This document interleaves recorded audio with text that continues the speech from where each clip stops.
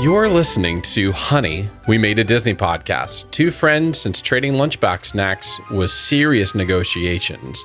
Now guides on your nostalgic tour of Disney history, one magical film at a time. I'm JB Waggoner. And I'm Eddie Ferguson. And on today's episode, we realize that housework is exhausting no matter what, even with magical brooms, as we review Fantasia. So fasten that safety restraint and pull up on the yellow strap because it's time to open the vault. Cue that Disney sound effect.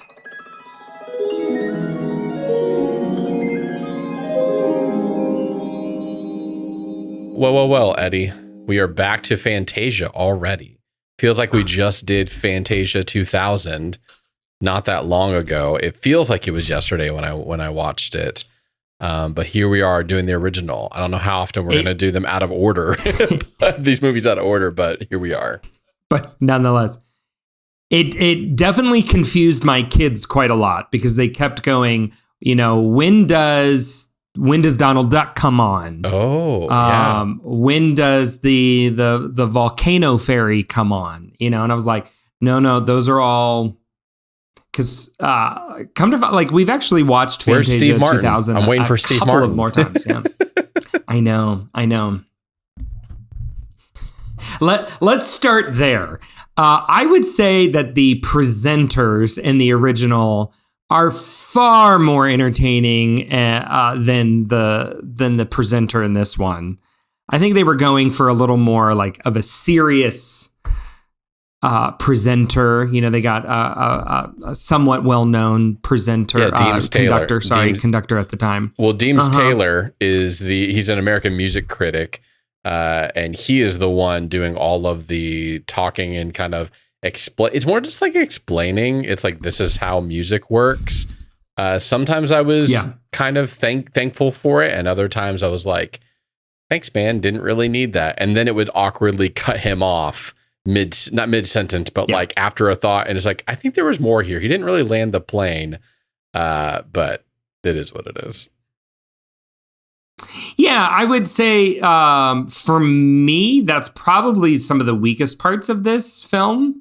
That just kind of really slows it down and distracts from, I think, what they were wanting it to be, which is, these beautiful classical pieces of music set to animation. But you have these kind of long explanations sometimes. Well, and they cut it out initially. Like, there was a season where a lot of those weren't even in it or severely pared down. But it wasn't until 1990 that they started kind of resurrecting them. And then in the 2000s, they brought it back more. But there was a time where right after they released it, they were like, we got to cut this down because we're not seeing the results that we wanted to, because it is a 2-hour long piece of mostly music. Yeah. Speaking of music, this I think that's what stands out for this movie, right? Like, this movie is all about the music, and Disney was a little daring. He didn't rest on his laurels from inventing new things with Steamboat Willie, or being the first one out with a feature-length animation with Snow White and the Seven Dwarfs. Here, he pioneers sound once again. JB, you just kind of want to unpack that for us a little bit? Like, why is this so significant of a film when it comes to sound? Yeah, so he was looking at wanting to have an immersive experience, wanted to have a surround, like you could feel like you're in the middle of the orchestra. And so at the time, there were some attempts at a surround sound system, but they created their own unique system here called Fantasound, because it's Fantasia, and it ended up getting them actually a Academy Award, a special award for doing that. Both the movie for Fantasound and Sokowski's visual gave him a special award for just making a visual music experience, because there was nothing else like this. So this is really, even though surround sound had kind of began early around that time, this is where it was the first commercial film for sure using stereo, which is crazy to think that everything we had been getting had been one direction for just straight out of the speakers for a really long time. Even just getting 2 directions was like a huge step up from what they had. But then they also had a limited experience of doing the Fantasound, which was 300 or like all around you, which is what we're used to experiencing when we go to the theater. And some people even have it for their homes. But it's just crazy to me that he's like 3 feature films in and not like 3 movies. Like people barely get through a trilogy of one story of one person's arc in 3 movies. And he's like progressively changed the whole industry repeatedly in this amount of time, which is just kind of crazy that can happen that quickly.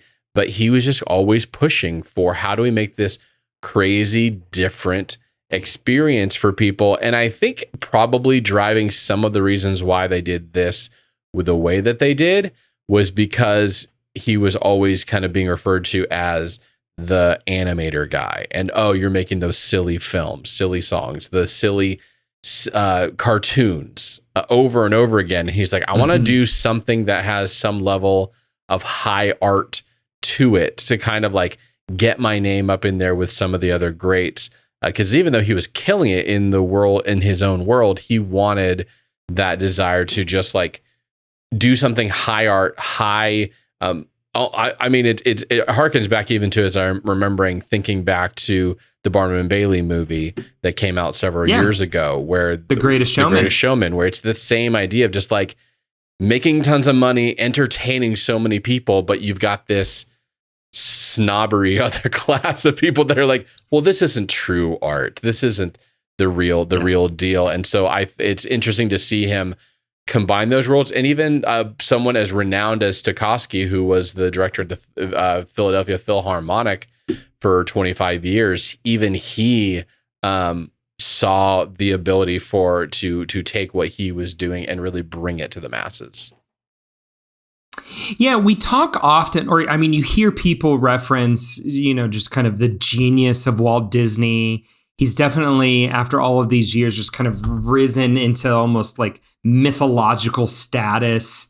He's no longer a man. He's kind of a legend, and we forget like what were the individual little things that he did to kind of get to that point, to reach that.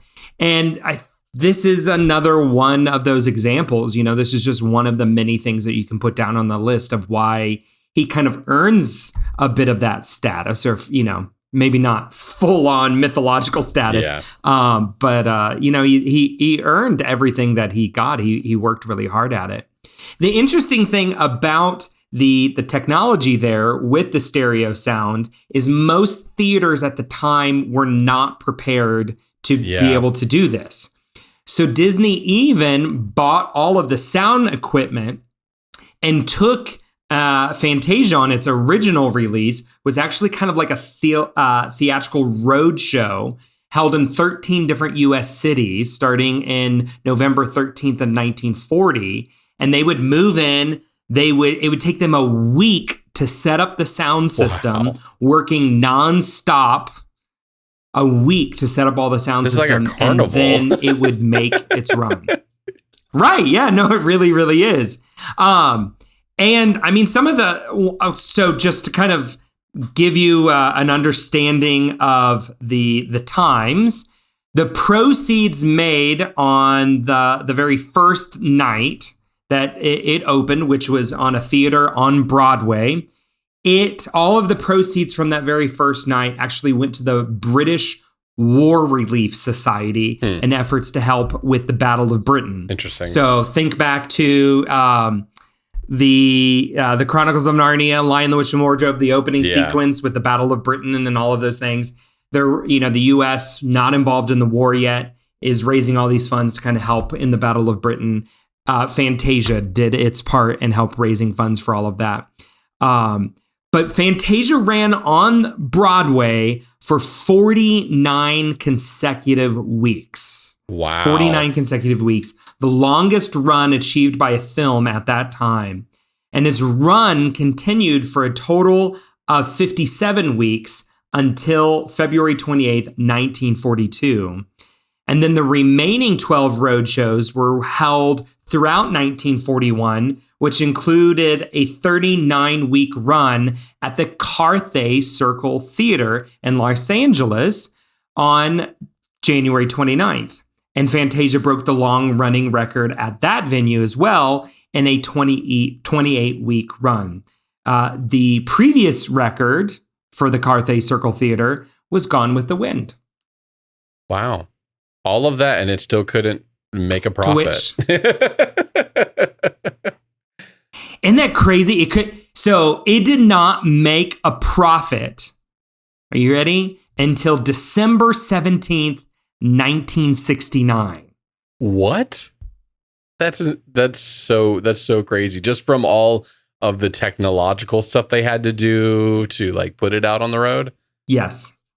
That's insane. Yes. So, I mean, it was so much upfront cost. And then in the initial release, I mean, Disney had several things kind of going against it, right? You have the war is going on.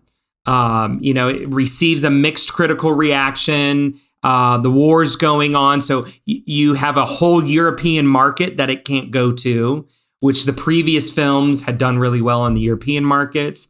But it failed to be able to do that. Plus, audiences in the US struggled to go to it because it felt too highbrow.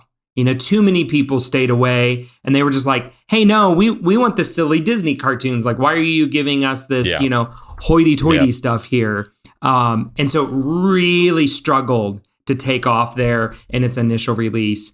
And I would say it was kind of, a combination of all of those different reasons. But yeah, 1969, it finally pulled a profit after they just kind of, as we discussed with Snow White, they would release these films over and over again. And it was the same with Fantasia. It makes sense that it would make money in the 60s because some of the research that I was looking at said it became very popular in the 60s as people started doing more recreational drugs, that was one of the movies that people enjoyed rewatching while on those said recreational drugs because of like just the crazy trippy nature of a lot of the visuals in it. And they're like, great, they can get a great trip while on the drugs. So when you said it made money in the end of 69, I was like, that makes sense. That's about right. Well, and crazy enough, like Disney leaned into that when it had its release in 69. All of the promotional materials had a psychedelic styling to it. It didn't have the typical Sorcerer's Mickey. So they really leaned into it, so much so that one of the lead animators, one of the 9 old men, Ollie Johnston, he said once that he recalled to a group of young people that they all thought we were on a trip when we made it. And every time we'd go to talk to a school or something, they would ask us, hey, what were you on when you made Fantasia? I wonder if they actually told them, like, yes, we were literally on drugs when we made this thing. I mean, I would be surprised if it's the late 30s, early 40s. I don't know how prevalent all of those things were then. I'm sure somewhat, but not like it was in the 60s. No, not at all. So we talked about some of the reasons that they made this was notoriety and to push the envelope. But one of the other reasons that they specifically did this music was because Walt had basically realized that Mickey's popularity was starting to wane. He was not as popular as he used to be. Even Donald Duck and other characters had like kind of superseded him. And of course, all these bigger feature films kind of left him in the dust. And so one of the, I don't know, Eddie, if you wanted to kind of take us through what the reason why they did this series. And it actually started with the one song of all of these that Mickey's actually inside of. Yeah. So the development on this was started with The Sorcerer's Apprentice. And the idea was, one of the things that we haven't touched here, we haven't gone over, we've mentioned them, is the silly symphonies. Those were a really big thing for Disney. So the whole idea of setting classical music to Disney animation is not new to Fantasia. They had done it in several of these silly symphonies. And Walt Disney wanted to create a new silly symphony, but this time featuring Mickey like we hadn't seen him before. And so they began to work on The Sorcerer's Apprentice. But Walt, being Walt, doesn't think about the money. He's just throwing everything into this. And in this one short, he just blows the budget. And his brother Roy, who's in charge of actually making this a profitable business, is like, we can't release this as a short. We'll never recoup the money that we've already invested in this. We've got to do something. We've got to, build this out a little bit. Walt has been having these different meetings with different influential people in the music world. They've put Tchaikovsky under contract. And so they want to be able to do something bigger with him. And so these things just kind of start to merge and come together. And Disney's original idea is that Fantasia would be like an ongoing Disney concert experience. Yeah. Right. That he wanted this to be something where a new edition would be released every few years. And you would substitute some of the original segments, maybe keep in a few of the more popular ones like Sorcerer's Apprentice. But that's how we got this, is because Walt was like, I want to do something just kind of to raise Mickey to a whole new level. Thinks it's going to be a short, spends way too much money on it. His brother's like, no, we've got to recoup this money somehow. Let's turn it into a feature film. But, oh, wait, they actually don't recoup the money on it until 3 years after Walt's passing? Yeah. It's so funny to see how it just ballooned up very quickly into what it became, from just this idea to just do a better silly song with just a little bit better. Another piece of that was they wanted to physically change Mickey's appearance for this. So if I put it in our show notes, and I could probably post it in the show notes for the episode, but if you kind of look at the older Mickeys, you don't get very much with the eyes. They're very solid black for other than the very first year on it. And this was the big change in 1940 is when he really became more of what we're used to. What they called it was a cuter Mickey. They wanted a little bit more of a cuter Mickey. And you get that more of the white in the eyes that is more prevalent in 1928, but they had kind of departed from that for several years. And so this was kind of a new version of that. So this is a brand new Mickey that people are experiencing when they're seeing Fantasia. And it looks like who we are, what we know today.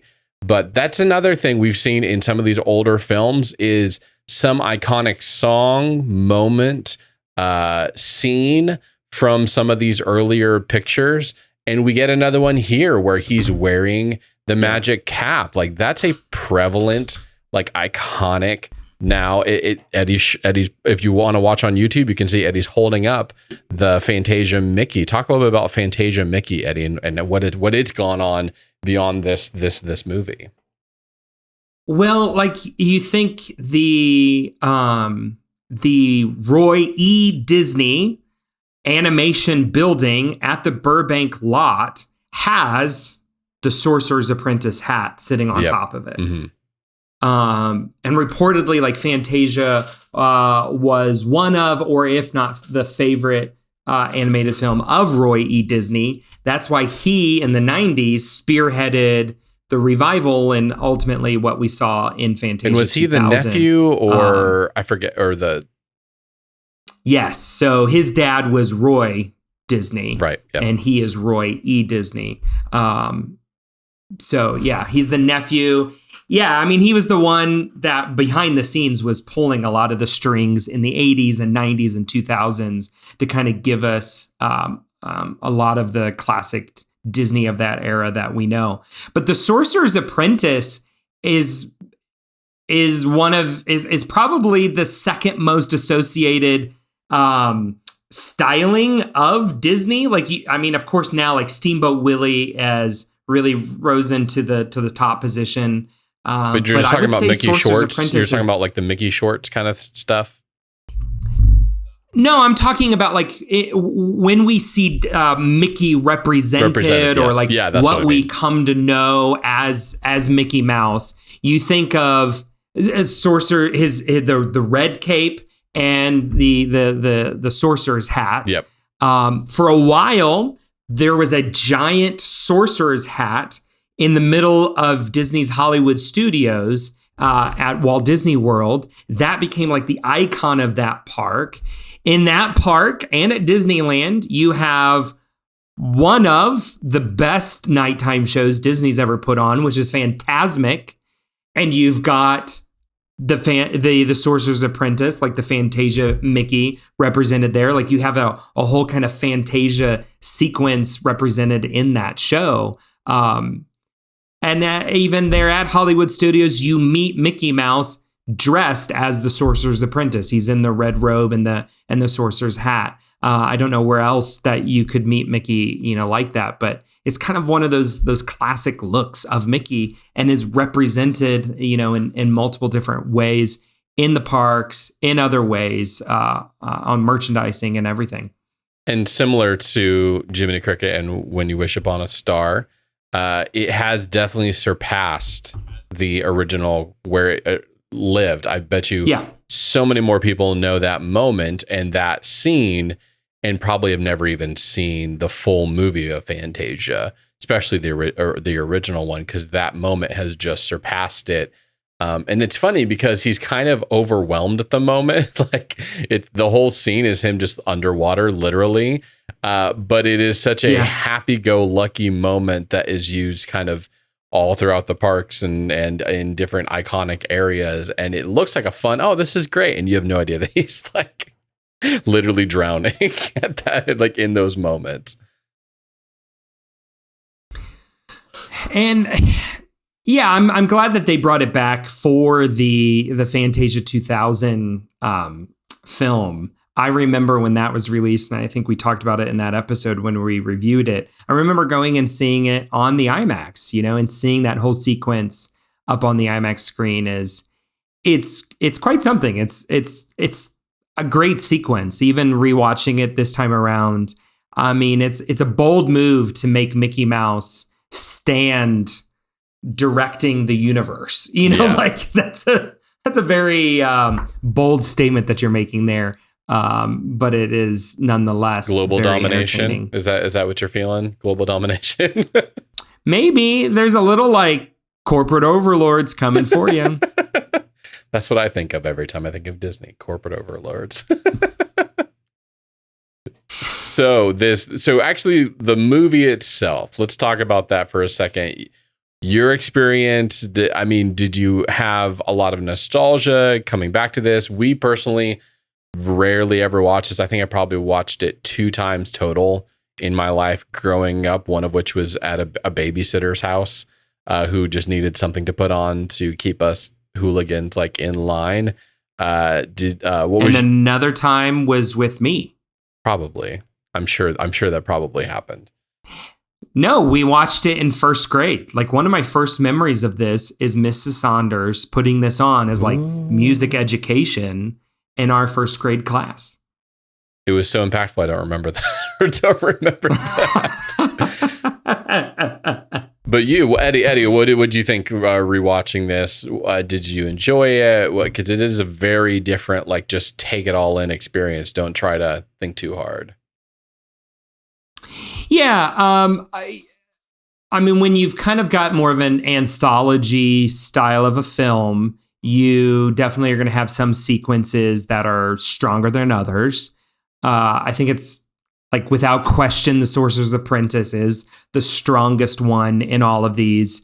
Not just because it's Mickey Mouse and it's iconic and everything, but it's got a very strong story too, right? Like you've got distinct characters, you've got a good drama that is playing out there, and it's very interesting and compelling.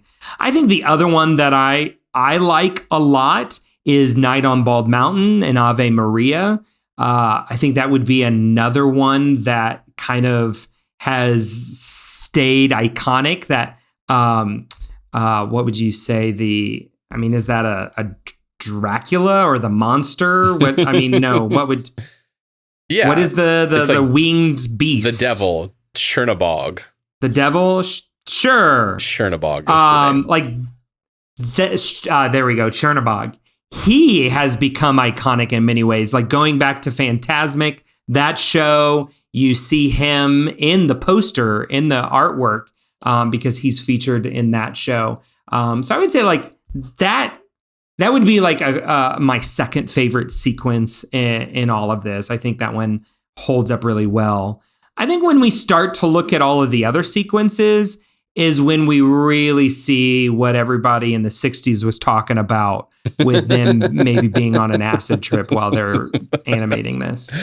I had forgotten how long. I'm looking at you, the Pastoral Symphony.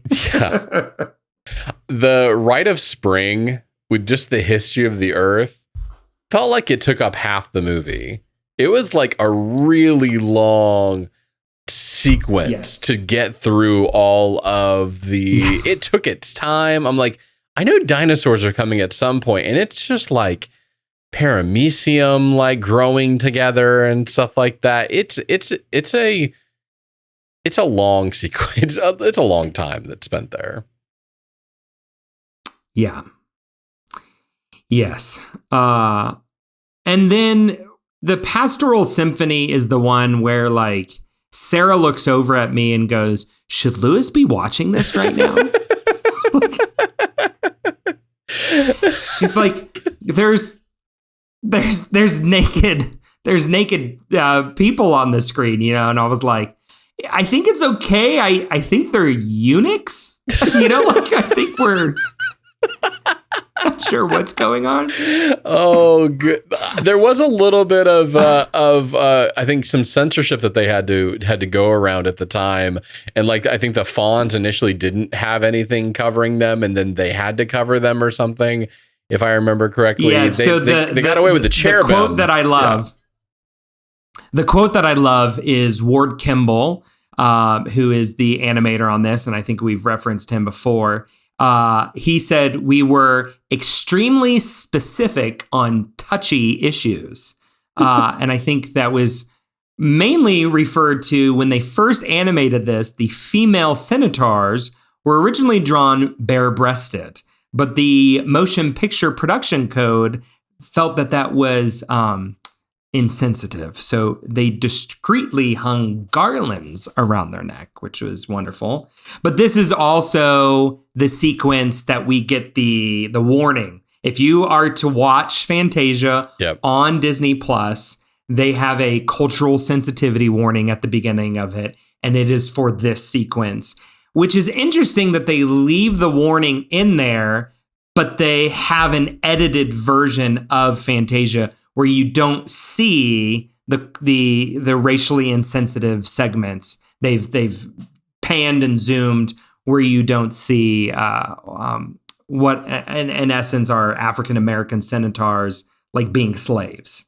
Whoa! Which is like, I missed okay, that part. That's interesting that you want to. Well, it's edited out. Like you don't see it in this. Oh, I didn't know about that. Okay. So yeah, I just found it interesting that they left the warning on the front, but they present you with the edited version so you don't see what they're warning you about. Yeah. Does that make sense? Am I making sense in that? I thought it was just because they had naked babies. But yeah, in the original, no. It was actually like, yeah, like this is pretty racially insensitive to show, you know, African slaves, but as centaurs, you know, that. So weird, especially in the 40s. Like where was that? Okay, but we need to revive. It's edited out now. We need to revive our old segment of how would they change this in 2023, and that for sure would be one of them. It is funny that they were like, oh, the fawns, which are not real human creatures, those we will cover up, but the baby, the flying cherubim, those can stay naked. And be kind of awkwardly positioned. Oh, that's fine. But like the fawns, which are are inhuman, like not human creatures, need to cover that up. But I'm just like, okay, that makes total sense. But of the times, that's another thing we keep on saying. Of the times, what they were thinking, what they were feeling. So a question just for you, JB, about that whole segment. The ending there, the grapes. Are they making grape juice or are they making wine? I don't know that I care either way. I'm sorry. It should be wine, probably. If you're going to keep on watching this film, it would be better if you were having that. That was a reference to our childhood that it will click in your brain about 10 minutes after we're done recording. Why I asked that question. Oh, I'm sure. In Dance of the Hours, the animators really struggled with this one because as the animator John Hench, who's a really well-known animator, he's the one responsible for the design of Disneyland. I don't know if you knew that. I'm sure it'll come back up when we review the Disneyland story. But John Hench was assigned to work on this segment, but he resisted because he said, "Listen, Walt, I know nothing about ballet. There's no way I can animate a sequence about ballet." So what did Disney do? He gave Hench season tickets to the ballet and got him backstage access so he could learn all about ballet. Whoa, that's dedication.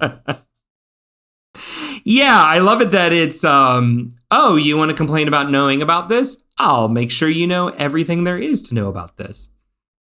From that sequence, there's several different animals that they used there. Some of those designs, I believe, of the hippos, they actually used then in the next feature that we're going to cover next week, which is Dumbo. So they kind of were able to double dip for a second here and use some of the same designs because they usually bring in animals to model the animals after, and so they were able to double dip here by using this in the next film, which is Dumbo. Is this? I was thinking about this as I was watching it. Is this a animated documentary? Think about that for a second. Like, to a certain degree, like a documentary is, telling, or informing on something. You can't really do that with animation because usually documentaries capturing something. You can use animation in a documentary. But to a certain degree, like that is what Fantasia is trying to do, because you're not telling a complete story. Like there's no way we can call this a story. And there's, with the interludes and everything, there's a lot of like information. Like, if not a documentary, it's a classical music education. I would not. Do you see what I'm saying? Like I'm trying to grasp. And how do you categorize this? Like, what do you call this? Well, I definitely would not go with documentary because even documentaries have some sort of a singular storyline that they're trying to get across. I'm currently working on one right now, so sure. I would push back against the idea that it's a documentary. I would say yes. It's supposed to be like you're going to an orchestra. You're going to go experience a bunch of different musical pieces. I don't go that often. I've probably gone maybe 4 times in my life, and most of those were when we were a lot younger, and they just shoved us in a bus and drove us, and we showed up there. One in college. It's basically was that, but you actually had something to watch. So I guess that, and some interludes in between. It really is like you're at the theater. He opens it up when he says there's 3 types of song. There's 2 types of music here, and one is it's got a definite story, one it's got definite pictures, and one it's just music of the third kind. It just exists, and that's really that synopsized this experience of just sit back and take it. Was kind of how I took it. Like, to say it has any sort of story would just be wrong, because it doesn't. It's just an experience. It's just, let's just listen to some good music. But I still think at the end of the day, like, it is, I don't know, maybe I'm coming at this a little bit different because I do enjoy classical music a lot. I'm married to a classical musical like nerd. Oh yeah, what was her take? I think she loves this. Like this is, I mean, she's seen this so many times. I mean, she played in a symphony for 11 years. So, and she would still be if we, hadn't moved away. So yeah, like she absolutely loves this. Like she can be in the other room. Like she was in the other room listening as me and the kids were watching it. And she's like yelling out the pieces of music. Oh yeah, that's, and she can name the name, composer, all of it. Not, hearing it announced. That's just kind of her level of knowledge on it all. Yeah, and she loves it. Like this is not the first time our kids have seen this. They've seen Fantasia 2000 more. But in part because like that's something, we value and we, because of my wife's love for it, have put it in front of our kids. And I think this is one of the things that this does well is that it does serve as a great way to like introduce kids in particular to classical music. Because it can be hard if you're not used to it to like just sit and listen to music. Yeah. And so it does help to have those visuals alongside of it. And if you're learning what is classical music and what is, so amazing and wonderfully intricate about it, having those visuals does help and assist in all of that. It's definitely like you said, a training. Like if you've never, if you don't regularly do this, it is an odd experience. I remember being in college and someone bringing me to, I had no experience doing it like myself in a long time. Then all of a sudden I was just sat down in the middle of the theater to listen. And I was given no kind of prompts, no nothing, no I had a pamphlet in my hand and I was looking around at other people am I supposed to do something here? Am I going to get some training or some knowledge of what's happening? And it is a skill that I have had so little experience with. So I don't want to bash this experience because all of these songs like you've heard and they're beautiful. It's just really hard to jump deep dive into the deep end of the pool, even though that they're trying to help you along. So for me, every time I've felt almost like I've had to watch it, it's just been a struggle for me to fully engage with it. And I may have been doing other things while this was on.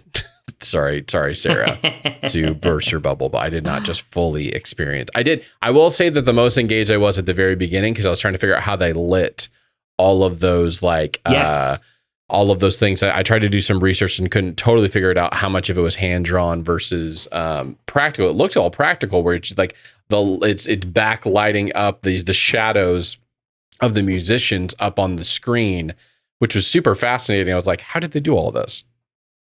I was going to ask you that. That is, I had the exact same reaction as I watched it all. I was like, this is really cool.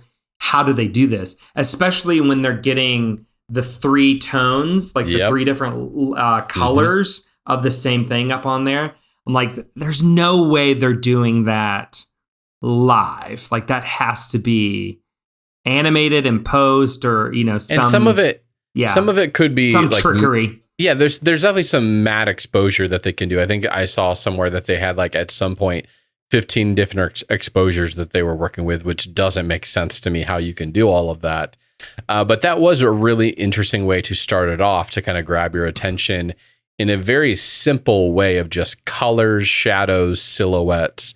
That was really, really masterful. And I think there's plenty of moments throughout here. My wife even called it out. She was like, to see where they went in such a short time from Steamboat Willie to this is a massive jump in just creativity, ability, skill. We saw it with Snow White. Well, and that synchronization of sound. Yep. We made a really big point of how Steamboat Willie was a leap in technology when it came to the synchronization of sound. Here, you just see them just playing with that. Like it's just easy. You have the whole, I kind of laughed at it. I forgot, honestly, that the whole segment in there about where he introduced somebody that he found at the studio lot. Oh, come on out. This is my friend Soundtrack. You're like, what? And then it's kind of interesting, like the visualization of sound. That was not like as common or as prolific as it is today. Like today we see some type of sound visualization on our music streaming app, Spotify, Apple Music. Like the wavelength, like that. Our understanding that sound creates different wavelengths is well known today, and we see a lot of visualizations. And the 40s, that's actually something quite remarkable and revolutionary to be able to see that and go, oh, okay, yeah. So even kind of a moment like that is cool, but also a testament to how far they had come in the synchronization of sound. Any other final thoughts you have, Eddie, before we rate this film? I have a question for you, and this is it's a concerning question. It is one that has. I mean, you should be worried. It's had, as I told you, I was awoken in the middle of the night, and in part disturbed by this question. After watching The Sorcerer's Apprentice again, is Mickey Mouse an axe murderer? Is that what woke you up in the middle of the night? Well, he's not an axe murderer. He's a broom murderer with an axe. I didn't say that. No. That's the definition of an axe murderer, is that you kill people with an axe. Yeah. Or you kill with an axe. And there's a whole sequence with Mickey Mouse, the beloved mouse, murdering a broom with an axe. An innocent broom that was doing nothing but its job it had been given to do. He annihilates it. And it's murder. It's gruesome because they can't show it to you. It's got to be a little off stage. We only see the shadows of it. Just like Snow White. Just the hand coming out. I'm sorry, but is this the worst? Is this the most gruesome? Mouse is an axe murderer. Is this the most gruesome thing he has ever done on camera? We'll find out. That's why we're embarking on this journey. I mean, it was pretty intense. Like just going to town, destroying property. I was not ready. I'm telling you, I can't think of any other way to spin this. But is it going to affect your rating? Mickey Mouse is an axe murderer. Everybody, just watch Sorcerer's Apprentice. Is it going to affect your rating? Are you gonna ding it for being in it for an axe murderer? I'm first up this time, right? Yep. This is a really hard rating because I think I want to give it. Remember, more Sarah is listening right now. Sarah is listening to our episode right now. I can see her reflection in the mirror. She's going to be very upset with you. This is so hard. This is probably my hardest rating so far, to be honest with you. This is your rating, Eddie. This is not Sarah's rating. She will still love you, maybe. Okay, I'm going to cheat a little bit. Can I cheat just a little bit? Can we pull Sorcerer's Apprentice out? You can. This is our podcast setting. We can do what we want. So I would say Sorcerer's Apprentice is essential. It is that sequence is essential. It's a 5. I love the storytelling. It's so straightforward, but so amazing. I love the presentation of it. There's a reason why it has stood up to be kind of one of the iconic Mickey moments that is represented and is repeated in Fantasia 2000. But I would say for the rest of Fantasia, easy, I would go with just entertaining. It's just a 3. I think you dodged it. I think you're okay. We're still going to put 3 we're going to still put 3 on the website. Maybe we'll put a little. We have to, because overall, I would put the film at about a 3. The whole film at entertaining. I am going to gently say thank you for your consideration. Now it's time to go back in the vault. I just whoa. I'm sorry. I just don't have much of a desire to revisit this, and the only reason I did was for content for this podcast. I'm just like, you know what? There might be a future version of myself when I'm retired that really wants to get into this type of music and this type of experience, and this is probably a good gateway for that. Or if I'm on my deathbed and on some heavy medication, then maybe then as well, that would be a good time to do it. Or maybe if I have more teeth pulled or something, maybe that would be a good idea. But I'm going to, it's not a slam it. It's not throwing it. I'm just like gently, okay, now it's time to go back to the vault. I'm going to give this a 1. Okay. Sorry, Sarah. So there you have it. We have a 3, an entertaining, and a gentle 1. Let's just gentle nudge. Slide you back into the vault. Well, there you go. Now that we've filled you up on nostalgia, we've got a little bit of Disney news. First, starting with the fact that Elemental keeps on popping up. We just can't quit it right now. And it has now, Eddie, tell us how much is it made now? And it's beat out some other big movies. Oh, I can't remember the total. But it's beat out Toy Story and Cars, the originals of those.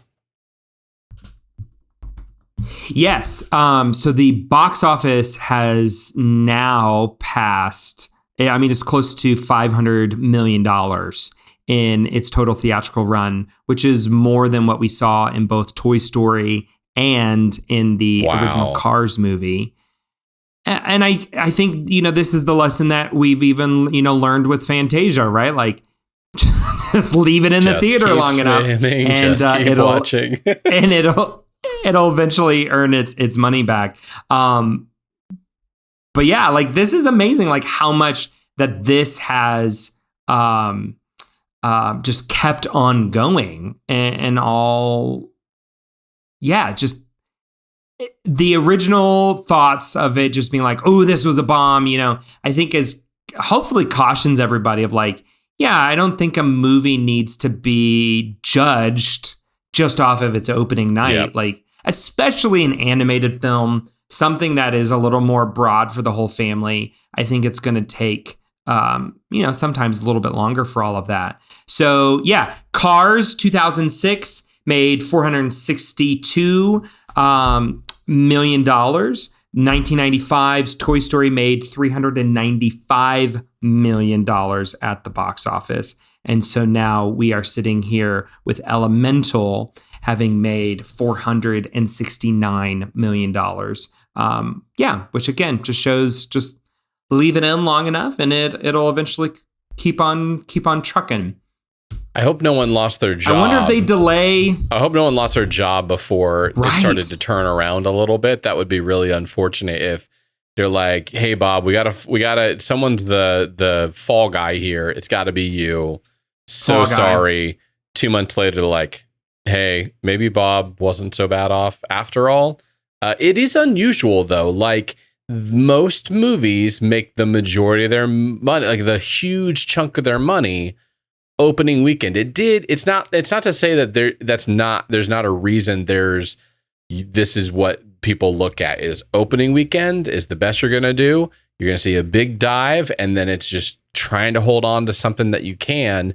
Like, there's a reason, there's just a precedent for that. This is unprecedented what it did. Not that no movie's done this, but very few movies have been able to have the shelf life in theaters for this long. And it also points to the fact of why they're keeping them in theaters longer to get as much as money as they can, then go through all of the digital release as well. It's out on digital release now, and we're still waiting for a release date. for this. When is it going to come to Disney Plus? My kids are dying. Especially my son. He still wants to rewatch it again and has just been like, hey, when's the Fire movie? When's the Fire movie coming out? And I wonder if they hold it. I honestly, I think it would be a smart move on Disney to hold this for a while. Like, here at the beginning of September, we had the release of the Little Mermaid live action came out on Disney Plus.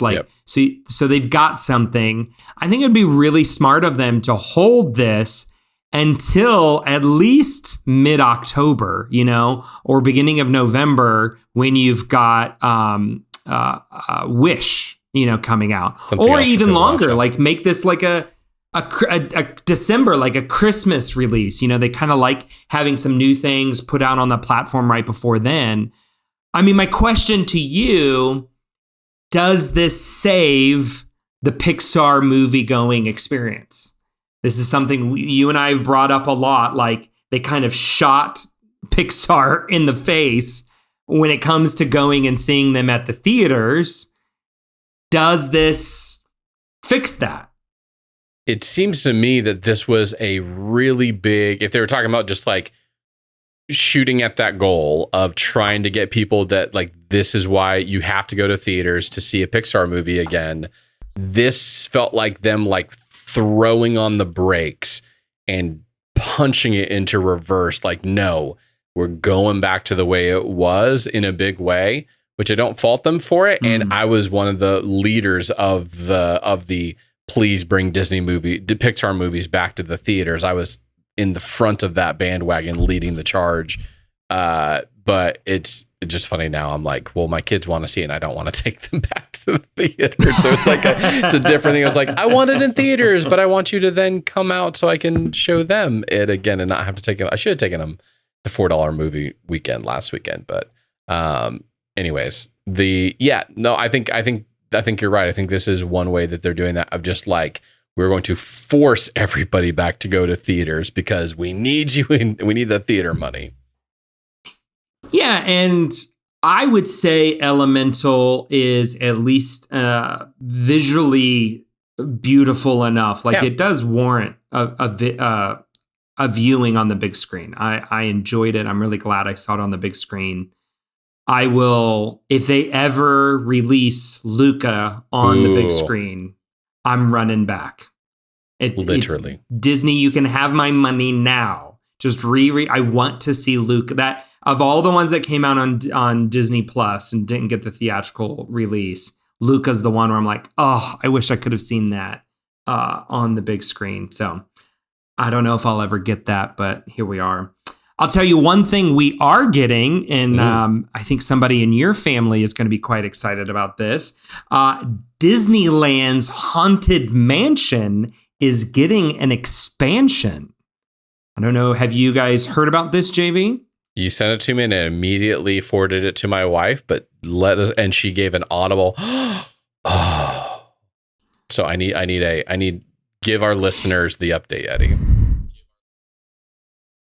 So, I mean, it's no shock, like, Haunted Mansion is one of, if not the most beloved ride in Disney parks. I think like maybe Pirates is the only one that can come up to the same level of just original, rides that have come out. And something that Disney World has always had that Disneyland has not had is a gift shop. If we know anything about Disney, they're not going to waste any opportunity to make some money off of people and empty out into a gift shop. And so Walt Disney World, they've got Memento Mori is the name of the shop there, where you can go and get all of your Haunted Mansion merchandise. Disneyland's not had that. So, and Disneyland's queue has often, gets overrun. It's not big enough. So the expansion that's happening is they're going to extend an outdoor queue, utilizing the grounds of the mansion a little bit, and then building out a gift shop, a merchandising location, and kind of just refreshing the whole area. Because remember, at the end of next year, we are going to get Tiana's Bayou Adventure, which is going to really expand the whole New Orleans section of Disneyland. And you're going to have a really, really strong, just kind of New Orleans square with Haunted Mansion and Tiana's Bayou Adventure kind of anchoring both ends of that. Yeah. So yes, they're going to make some money off of the gift shop. They also are just kind of preparing for that new attraction to come online there. My wife was very excited, and it's already like, we need to rethink about our future plans for when we're going to go back to Disneyland. They definitely have needed more queue space. Right now you kind of go through the graveyard a lot, but even that overruns pretty quickly. And they kind of have just been running them up the back sidewalk a little bit. So this will be fun. They can make it a little bit more of an immersive experience for the queue, which I think is great. And yeah, just silly not to have to have a place where like, this is where I go if I want to get my Haunted Mansion swag. Like every place else, if you've got a major ride, like that was the place where if you want, like even Tower of Terror, before they rebranded it, that was the place to get anything Tower of Terror related. So we would always hit that up at some point to see if there was something cool to get. So this is well overdue for them to make this. I don't know what was pushing them to do it now, but good on them for making that choice. So it's 2024, I believe, is when it will be available, if I'm correct. Yeah, I think what's really pushing them is, again, the retheming of Splash Mountain into Tiana's Bayou Adventure, and just kind of the overall having all overhaul of that whole area. So it kind of pushes that forward. There was the new restaurant. I can't remember what it was called before, but it's now Tiana's Palace has opened up there in New Orleans Square. One of like the French Market. Does that sound familiar? There was a restaurant over in there. Yep. That has been totally redone and turned into Tiana's Palace. Gotta get that IP in there, Eddie. Opened. More IP. Yep. They've got to push it in, which in Disneyland, it makes a lot of sense, right? Like it's right there on New Orleans Square, which is maybe my second favorite part of Disneyland. I love New Orleans Square. I'm also a big Adventureland geek. But I mean, you got Pirates and Haunted really Mansion cool in the same spot, so it's hard to go wrong with that. Yeah, it's really hard. Oh yeah, Pirates is in the middle, right? I don't know Disneyland Pirates is on the end. So you hit Pirates first, then you get to the French Market and kind of the back alleyway down there, and then you have a little bit of a blank space, which is just seating area, and then you get to Haunted Mansion after that. Yes, this will be a really even stronger section of the whole park. I mean, it'll be really, really filled out. So that'll be really cool. Not that there was anything wrong with Walt's vision. Not that there was anything wrong with Walt's vision. Well, he never saw the Haunted Mansion, sadly. But yeah, he did project the vision. Wonder how my wife feels right now. I want to ask her. I'm going to wait for the text from her of like how she feels that her favorite ride was a ride that Walt never designed or saw. He was a part of he had the original idea. He just didn't live to see it come to see it all the way through. But I'm just saying, like of the original park, it wasn't a part of the original park. So it's gonna dig that in and wait to get that text message here in a little bit. You're cruel. You're cruel. In a couple of weeks. How dare you? I'm gonna forget this because we're batching this early.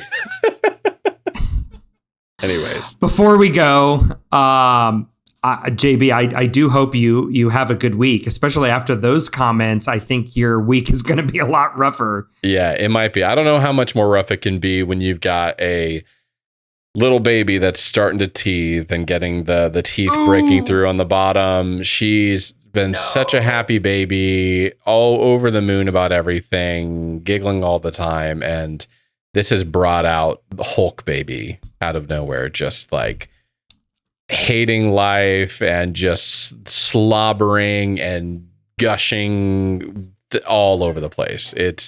I forgot about this stage. I I feel like it was probably as bad with with the other two kids as well, but we're here right now, just life staging it with a new thing. We've gone through a couple of different teething items and tried different things that look like spaceships and other things, just trying to make her feel a little bit better. But let's just hope that our little baby has a better week next week than she's had, or this week than she had last week. That's for sure. We are hoping right there along with you. And with that, everybody, you've now got your weekly dose of Disney nostalgia. Be sure to subscribe to Honey, We Made a Disney Podcast wherever you listen to your other favorite podcasts. And you can go on YouTube as well and give us a look there as well. While you're there, please like or leave a 5-star review and share it with your best friend. You can also check us out at honeywemade.com, where you can see all of our nostalgic reviews of Disney movies from the very beginning of time, 1930, the 1928, all the way through 1988, and see all of our original reviews from 1988 to 2005, which was our childhood, where we began this podcast. And be sure to tune in next week as we review Dumbo. Thank you for listening, and remember, no dialogue, no sound bites.